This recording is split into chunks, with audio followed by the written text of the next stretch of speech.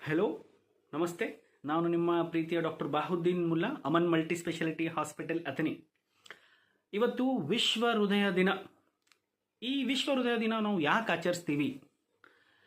ಎದಕ್ಕಂದ್ರೆ ವಿಶ್ವದಾದ್ಯಂತ ಹೃದಯ ಸಂಬಂಧಿ ಕಾಯಿಲೆಗಳು, ಹಾರ್ಟ್ ಅಟ್ಯಾಕ್ ಆಗಲಿ, ಬ್ರೈನ್ ಸ್ಟ್ರೋಕ್ ಆಗಲಿ, ಲಕ್ವಾ ಅಂತೀವಲ್ಲ ಅದಾಗಲಿ, ಇವೆಲ್ಲ ಭಾಳ ಹೆಚ್ಚಾಗಿವೆ. ಅದರಲ್ಲಿ ನಮ್ಮ ಭಾರತದಲ್ಲಿ ಅಂತೂ ಬಹಳ ಹೆಚ್ಚಾಗಿವೆ. ಈ ವಿಶ್ವ ಹೃದಯ ದಿನದಂದು ನಾವು ಹೃದಯದ ಆರೈಕೆ ಬಗ್ಗೆ, ಅದರದ ಟ್ರೀಟ್ಮೆಂಟ್ ಬಗ್ಗೆ ತಿಳಿಸಲು, ಜಾಗೃತಿ ಮೂಡಿಸಲು ಈ ದಿನವನ್ನು ನಾವು ಆಚರಿಸ್ತೀವಿ. ಇಂದು ವಿಶ್ವ ಹೃದಯ ದಿನದ ಥೀಮ್ ಆಗಿ ಡೋಂಟ್ ಮಿಸ್ ಅ ಬಿಟ್, ಕನ್ನಡದ ಅನುವಾದವಾಗಿ ಒಂದು ಹೃದಯದ ಮಿಡಿತವನ್ನು, ಸಿಂಗಲ್ ಹೃದಯದ ಮಿಡಿತವನ್ನು ನೆಗ್ಲೆಕ್ಟ್ ಮಾಡಬಾರ್ದು.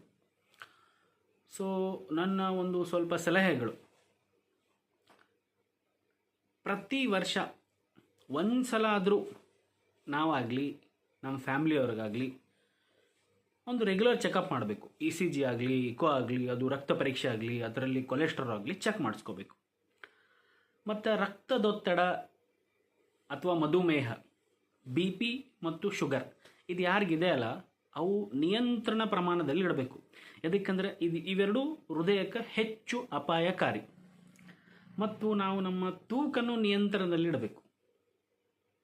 ಅದು ಡಯಟ್ ಆಗಲಿ, ನಮ್ಮ ಒಳ್ಳೆಯ ಆಹಾರ ಪದ್ಧತಿ ಆಗಲಿ, ಮತ್ತು ಒಂದು ಸ್ವಲ್ಪ ವ್ಯಾಯಾಮದಿಂದ.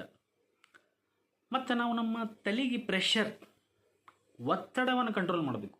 ಅದು ಹೆಂಗೆ ಕಂಟ್ರೋಲ್ ಮಾಡಬೇಕಪ್ಪ ಅಂದ್ರೆ, ನಿಮ್ಮ ಆರಾಧ್ಯ ದೈವ ಯಾರು ಇರ್ತಾರಲ್ಲ, ಈಶ್ವರ ಆಗಲಿ, ಅಲ್ಲಾಹ್ ಆಗಲಿ, ಅವ್ರಿಗೆ ಪ್ರಾರ್ಥನೆ ಮಾಡಬೇಕು, ಮೆಡಿಟೇಷನ್ ಮಾಡಬೇಕು, ಸ್ವಲ್ಪ ಸಮಯ ಕೊಡಬೇಕು ಅವ್ರಿಗೆ. ಮತ್ತು ಸ್ಮೋಕಿಂಗ್ ಆಗಲಿ, ಡ್ರಿಂಕಿಂಗ್ ಆಗಲಿ, ಧೂಮ್ರಪಾನ ಮತ್ತು ಮದ್ಯಪಾನ ಇದೆರಡನ್ನು